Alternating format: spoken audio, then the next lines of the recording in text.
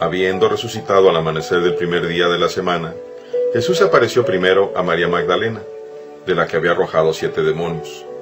Ella fue a llevar la noticia a los discípulos, los cuales estaban llorando, agobiados por la tristeza. Pero cuando la oyeron decir que estaba vivo y que lo había visto, no le creyeron. Después de esto se apareció en otra forma a 2 discípulos, que iban de camino hacia una aldea. También ellos fueron a anunciarlo a los demás, pero tampoco a ellos les creyeron. Por último, se le apareció Jesús a los 11, cuando estaban a la mesa, y les echó en cara su incredulidad y dureza de corazón, porque no les habían creído a los que habían visto resucitado.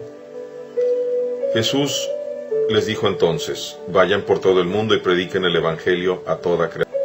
Palabra del Señor, gloria a ti, Señor Jesús. Es muy interesante que este Evangelio de hoy está escrito por Marcos. El Evangelio de Marcos sabemos actualmente que es el más antiguo. Durante siglos se creyó que el Evangelio de Mateo era el más antiguo. Por eso la posición dentro de la Biblia es primero en los Evangelios. El Nuevo Testamento empieza con el Evangelio de Mateo. Sin embargo, le corresponde al Evangelio de Marcos ese primer lugar, es el más antiguo. Pero no solamente el más antiguo, también hay otro detalle interesante.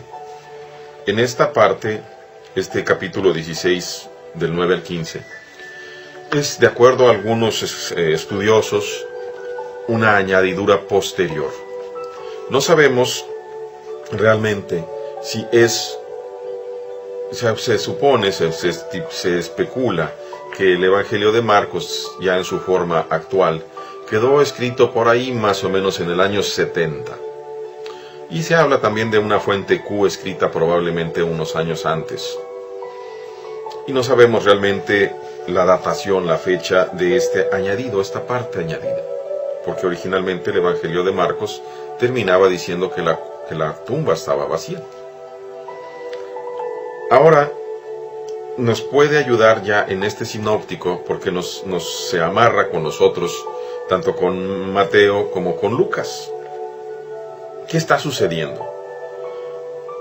El primer día de la semana. Jesús se apareció, ¿a quién primero? A María Magdalena, aquella de la que había arrojado 7 demonios. Marcos es muy explícito en esto. La que había sido beneficiada con la liberación de 7 demonios es la persona que más le ama. Y por eso es la que no se detiene a ver si es tarde, a ver si es riesgoso, a ver si lo que sea. Ella va a buscarlo. Y en sus lágrimas conmueve el corazón del Señor, que se le aparece. Aquí Marcos no entra en muchos detalles, simplemente dice se le apareció. Y cuando ella queda llena de gozo, de alegría, va a llevar la noticia a los discípulos que están llorando. Y dice, cuando la oyeron no le creyeron. Y es que verdaderamente es difícil creer, que un muerto que está hecho pedazos, desgarrado, a los 3 días esté vivo. No cabe en nuestra razón.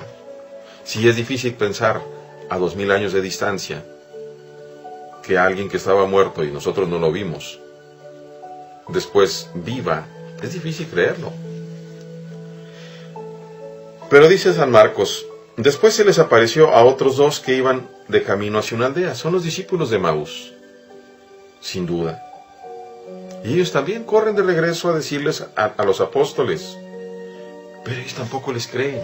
Y aquí los apóstoles caen en un pecado, porque decía precisamente, y dice la ley de Moisés, que si 2 testigos dicen algo, se le tiene que creer.